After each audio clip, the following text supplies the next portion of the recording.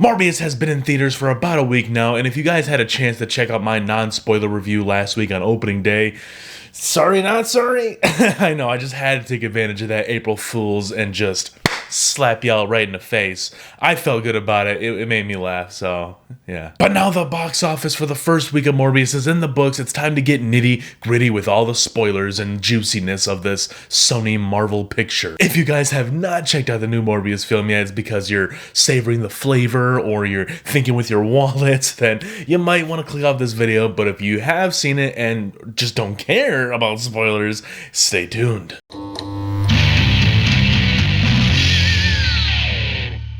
What's up, everybody? Welcome back to the Has Project. I'm John Rodalaza, and today we're going to be diving deep into a spoiler talk for Morbius. It's the brand new Sony Marvel Jared Leto superhero-ish film. Anyways, if you guys want to hear my thoughts about the, non-spoilerish things, I go into more broader terms, talking about the overall film. Here, we're just going to talk strictly what happens in the film. So if you want to hear those types of thoughts, go click on that video, then come back here so we can just spoil the hell out of this. First things first, we got to get one thing out of the way that has to do with the trailers and the movie itself. And we got this revealed to us about a week or two prior when people got to go see it. And specifically, things that were popping up in everybody's review, they were pointing out the fact that all of these MCU connections that were teased in the trailer, i.e. Michael Keaton having pivotal scenes in the trailer. He was teased in like 2 scenes from the trailers, and they were not in this film. They reshot scenes with Michael Keaton. He does show up in end credit scenes. He pops into a jail cell in this film, and he's like, whoa, where am I? And it was like the giant purple glass shatter in the sky from No Way Home when all the villains who know Spider-Man's identity was starting to come through. It was like that. Dude, you've never experienced anything like this. You fought a little kid, and then now you got teleported to another multiverse. So he's just, looking at his jumpsuit, and he's just like, hope the food's good here in this joint. And he's just accepting the fact that he got phased into another universe. Like, what? Then it cuts to a news broadcast talking about this incident, how this guy just showed up in a jail cell, and because we don't have any records of this guy, we're just gonna let him go.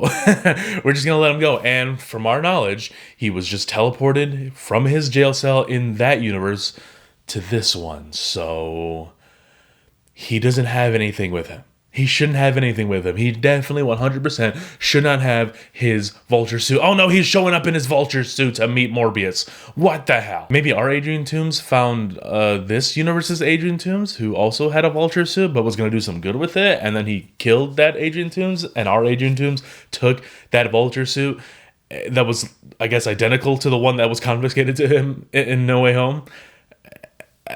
So yeah, Vulture just meets up with Morbius in this cornfield, it looks like, in the middle of nowhere, and it's quite literally like he pops up in a jail cell. They show the news broadcast saying that they're letting him go, and then it just cuts to Morbius driving to this middle of nowhere field, and Vulture is meeting up with him. Like, he's just flying. It's kind of a cool shot, but what happened in between? Like, how does Adrian know him? How does he know Morbius?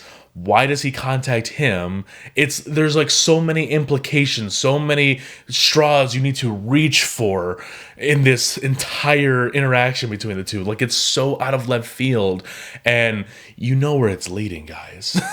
We've delved a little bit into that when I reviewed the Amazing Spider-Man films and what Sony wanted to do with an Amazing Spider-Man 3 and Amazing Spider-Man 4 that were planned for 2016 and 2018, and potentially another film that they want to do that we're about to touch upon. Vulture says, hey, I don't know what I'm doing here, but I feel like it's got something to do with Spider-Man. Talking about Spider-Man to Morbius, like Morbius knows who the hell Spider-Man is. Like, it doesn't make any sense. And then Vulture just spits it out, because this end credit scene has been going on for a little too long. I think it was broken up into 2, actually, so I'll give it the benefit of the doubt. It was split up at least, but he eventually just spits it out and says, hey, I think you and I should team up. We can do some good. And then Morbius, God bless Jared Leto's heart, dude, he just looks at the screen and says, sounds intriguing. And then it just cuts to black, and then that's the last frame of the movie. I don't know if there's anything at the end, but who really cares? Because this was the most thrown together end credit scene I've ever seen. It's so lazy, and it just screams that, oh, we want to get this Sinister Six project going. And I know a lot of people are probably like, oh, well, we could do this and it could go back to MCU. But dude, I don't think Kevin Feige wants to touch any of this. Like, I feel like there was kind of a reason why, like, he plucked Tom Hardy out for just a scene to get the symbiote, but even that is just like, well, why'd you go out of your way to do that? Like, you could have just made your own symbiote. It wasn't that hard. You could have done that. But I think eventually we might do something with Tom Hardy and Morbius and Jared Leto stuff with the MCU again. I just don't want any of that Sony sloppiness to seep into my MCU goodness. Because at least a lot of their stuff, for the majority, feels well planned out and thought out. And Sony just feels like they're just making stuff up as they go along, and I don't like it. If you guys remember the shot of, like, Spider-Man on a mural, it was 100% Tobey Maguire's Spider-Man. It was straight up like concept art for Spider-Man 1 in 2002, just on the wall, on a brick wall on the outside in the middle of an alley, and it's got spray painted murderer all over it. Everyone was just speculating that, oh, it's Tobey Maguire's universe, like, he's the Spider-Man of the universe, and we might get a cameo for like a second or two. People were thinking Andrew Garfield might pop up because there's rumors that they want to do more with those two. There's no Spider-Man in this film. That's not to say that I was banking on it and I was really, like, hoping to have a Spider-Man in here, because it's called Morbius. I wanted them to give me a cool Morbius film, at least, first, and then do some cool stuff. Even the Vulture stuff at the end just fell flat, dude. That was the icing on the flat cake to me. You know, one thing I do regret about that initial review, the non-spoiler one from last week, is that I didn't really mention Matt Smith by name. I just mentioned him in, like, one little throwaway line. He's actually one of the shining stars of the film. He's really good. He's a really good actor. I haven't seen any of his Doctor Who stuff. I just didn't care too much about the carbon copy villain of the hero. Like, they do this all the time, dude. They used to do it quite often back in the day with superhero films, but now, at least in the MCU, they do a better job at masking it, at least giving the villain something else rather than just he's a carbon copy. At least they're good at hiding it. But this Morbius film was just straight up vampire versus vampire, and it just didn't, I don't know, it didn't really appeal to me. I'm not a big vampire person, if you guys can't tell. I've seen 2 Twilight films, not by choice, and I saw, what is it, I, Frankenstein. That's not a vampire film, but I'm just throwing things out there that make me think of Morbius. Like, I don't know, I'm just not a vampire person. That's just me. But hey, anybody can make vampires cool. It's doable. I'm sure someone out there can make me enjoy an on-screen vampire on a film, but this didn't do it. None of those films didn't do it. Definitely not I, Frankenstein. There's no freaking vampires in there, right? It's been a while since I've seen that. Also, another thing I wanted to throw in here that I forgot to in my other review is the editing. It just feels very choppy at times. The beginning, me and my brother were both looking at each other like, what is going on? This is so choppy. There were just too many odd choices in editing, especially in that first third of the film. And yeah, I don't know, man. There was a lot of things that just didn't work for me in this film. And this is why I like doing non-spoiler movie reviews and spoiler talks. You can use both as companion pieces, you know, watch them both to get my full complete thoughts on a film. So that's why I have this type of video, so I could talk about things that I forget, like editing, which is important for movies. And another thing I forgot to talk about, which does kind of tie into spoilers, I didn't want to touch upon it and run the risk of, like, spoiling something, because, you know, you guys love Morbius. You don't want to have that movie spoiled for you.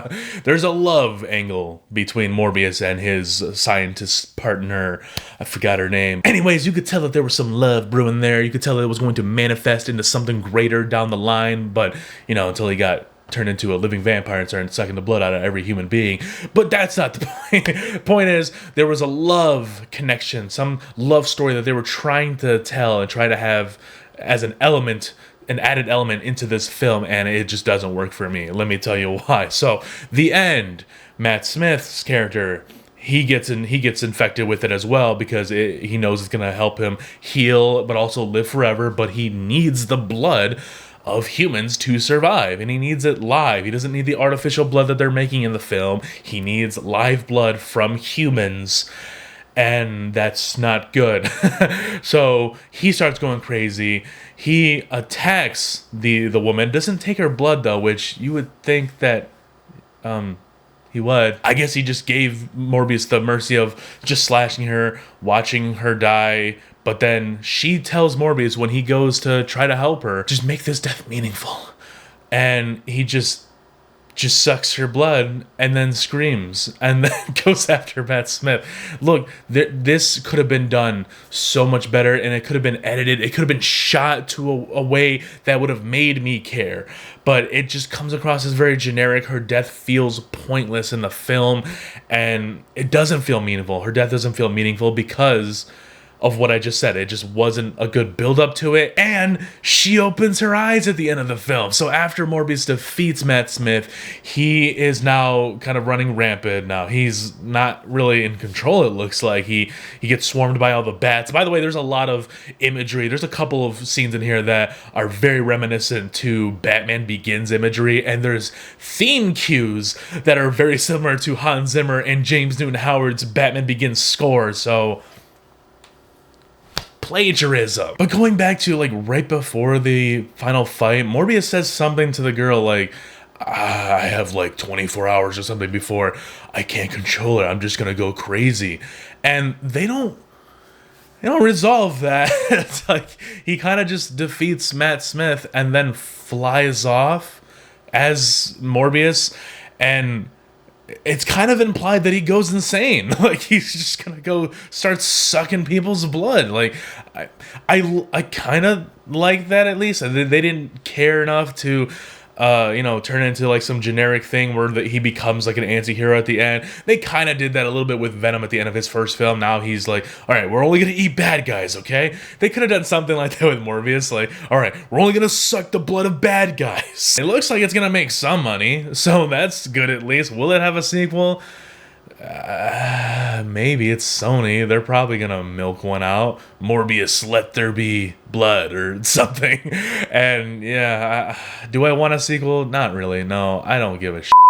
I just look, I want to see Jared Leto in something good so I can have some validation that he's a good actor.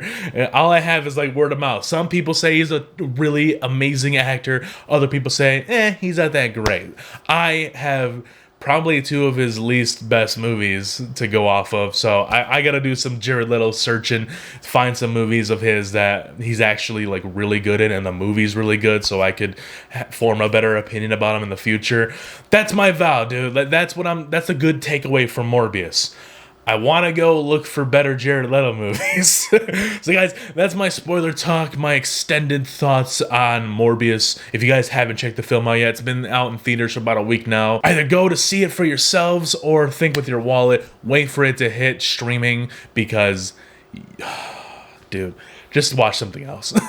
Just go and watch literally anything else, and you'll be fine. Sonic 2 is coming out this week, and I do have a review for it dropping tomorrow, so you might want to go check that out over Morbius. Also, I have a Jurassic Park 3 and Jurassic World movie review coming out soon. Be on the lookout for those guys. You might want to stick around because there is more to come.